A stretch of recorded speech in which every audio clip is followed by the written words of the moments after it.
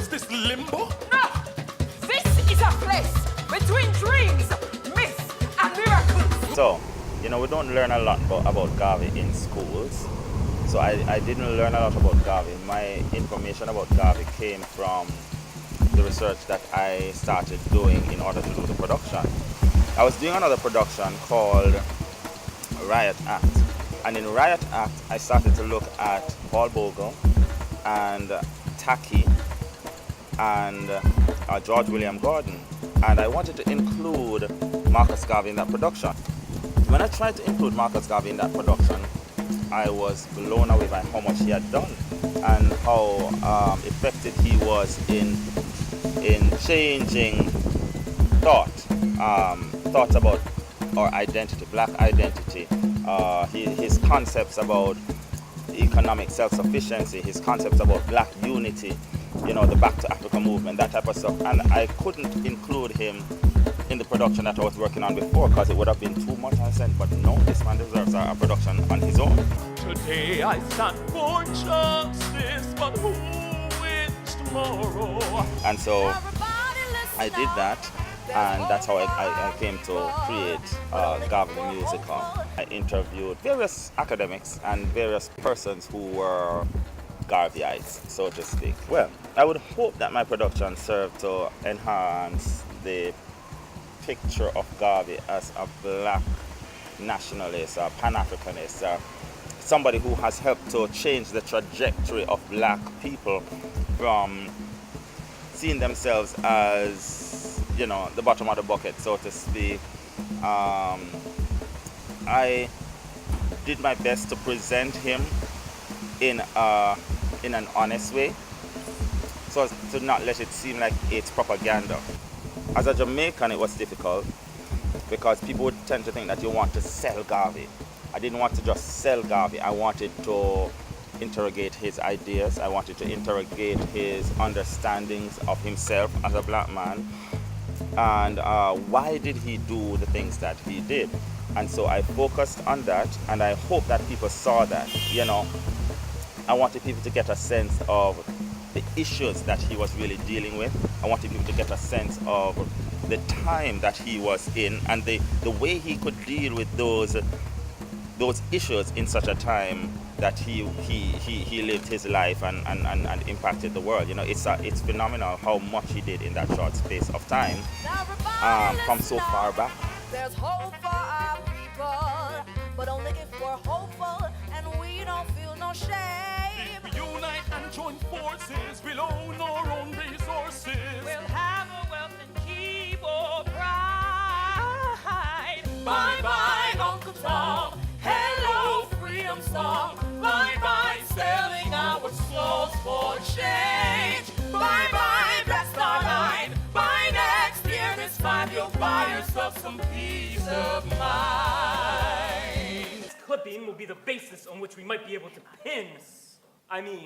make proceedings against him for fraud and his Black Star Line propaganda. I think the thing that affected Garvey most of all was maybe his ego, maybe his arrogance. But then you needed that kind of ego, arrogance to do all of what he did. And in his defense, I'm sure he would just call it confidence. And you need a certain level of confidence in order to be able to, first of all, to believe that you can accomplish some of the things that he accomplished, you know? 16 to 20,000 West Indians, 250,000 black Americans fought in that world war. But whose world is it? They hate you everywhere. What are you fighting for?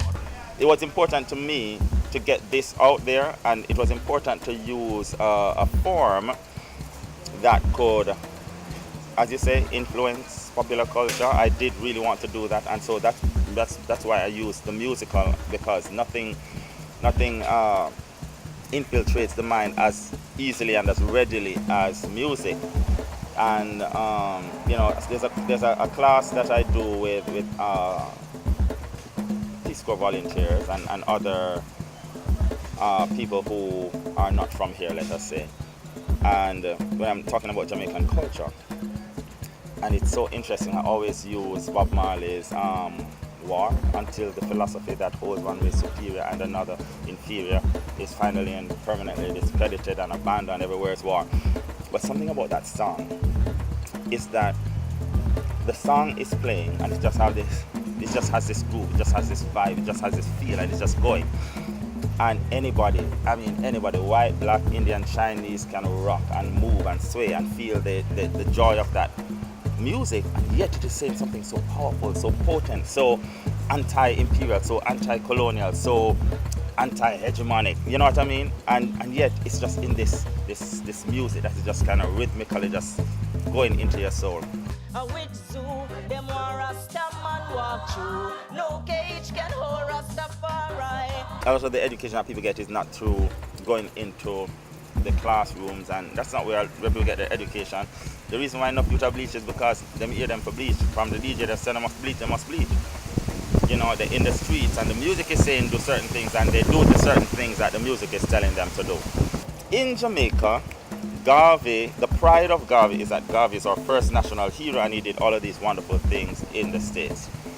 I think that's about it. I don't get a sense that people understand the enormity of what he did, and I don't think people understand how valuable what he did, how valuable it was in terms of transforming black identity the world over, the minds of so many leaders, political leaders who came to the fore in the 50s and 60s and 70s even, who credit Garvey, who credit Garvey's philosophies, who credit Garvey's ideas and opinions for their own awakening, for their own sense of themselves as black men and women, for their own sense of their black identity.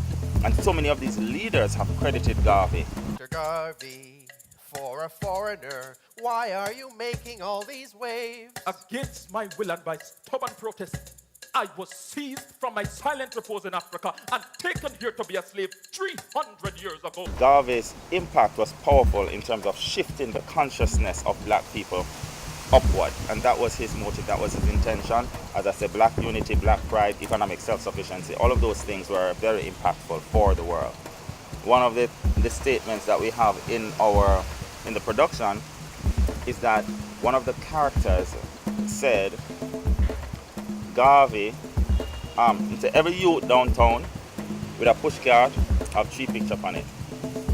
Marcus Garvey, Haile Selassie, and Bob Marley. But them still downtown a pushcart. The pictures by themselves don't do anything.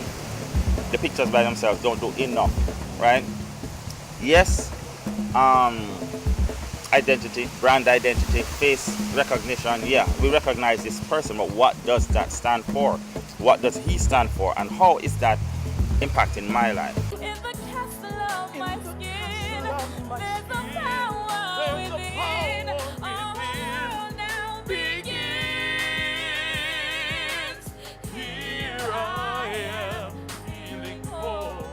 The Garvey production started with Garvey in limbo. It started with Garvey having died, and he's in a space where he's questioning himself, thinking about his impact, and we are inside his mind in this space. African ancestors visit him, and then they take him to look at the world that came to be in spite of him, or maybe because of him.